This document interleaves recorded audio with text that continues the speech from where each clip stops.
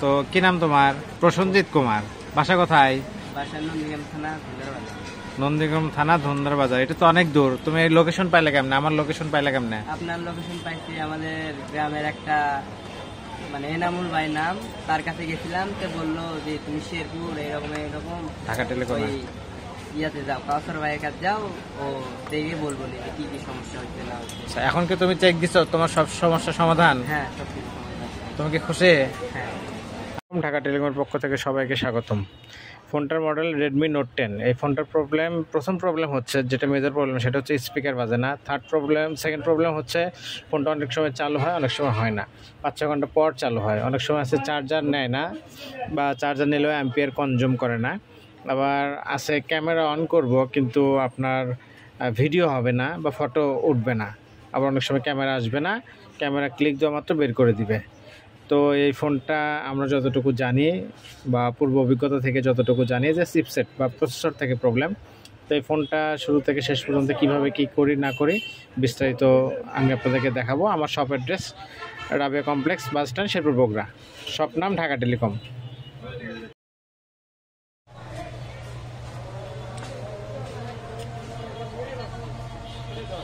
এই মাদারবোর্ডে যতগুলো থার্মোস্টার ছিল, ফোনটা আসলে রিস্টার্ট নিচ্ছে, কোনো এক টেকনিশিয়ান দেখছে।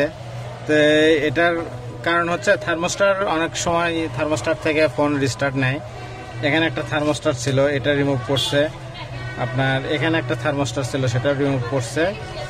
তারপর এই যে এখানে একটা থার্মোস্টার ছিল, এটা রিমুভ করছে। তো এখন যেটা কাজ করতে হবে সেটা হচ্ছে, এই ফোনটার প্রবলেম হচ্ছে আপনার এটা কোয়ালকম আইসি। এই ফোনটার আইসি থেকে সমস্যা। দেখেন, এটা কোয়ালকম আইসি, এটা আইসি থেকে সমস্যা। এখন আমি ফোনের আইসিটা রিভলভ করব, কারণ ফোনটা প্রপারলি চালুও হচ্ছে না। আর ফোনটা আমি একবার চালু হয়েছে, এটা আমি দেখছি, আমি টিপাটিপিও করছি, তার মানে এটার সফটওয়্যার জনিত সমস্যা নাই। এখন অনেকগুলো এখানে সমস্যা জড়িত হয়ে আছে, যার জন্য এটার আমার যেটা ধারণা যে এটার সিপু থেকেই প্রবলেম।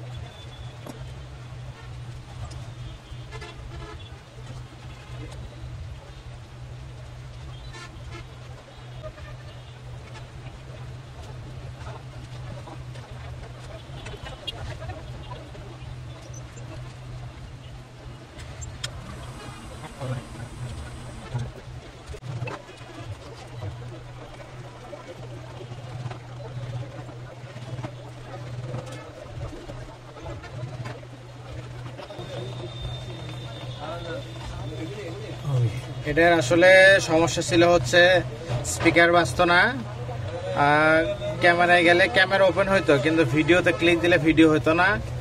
তারপরে চার্জ উঠতো না, আবার চালু হইতে অনেক সময় লাগতো।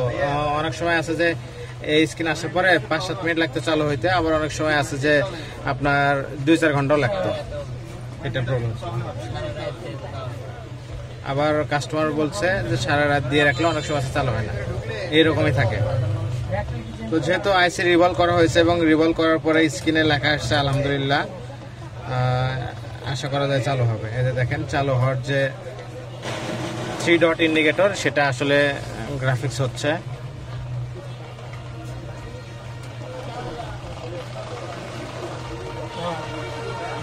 আলহামদুলিল্লাহ খুব শর্ট টাইমে চালু হয়ে গেছে।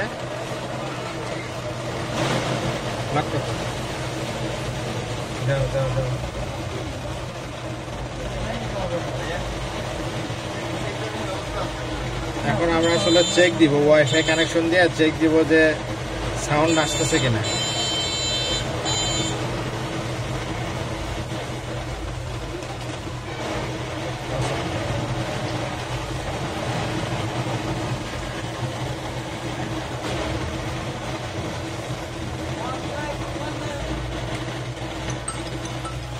দেখেন সাউন্ড কিন্তু হচ্ছে, এটা সাউন্ড ইস্যু ছিল।